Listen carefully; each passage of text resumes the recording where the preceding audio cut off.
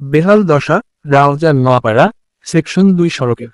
দেখার মতো নেই কেউ রাস্তার সংস্কার কাজের।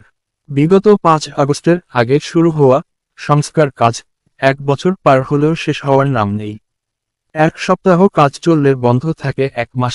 এ যেন মামা বাড়ির কাজ।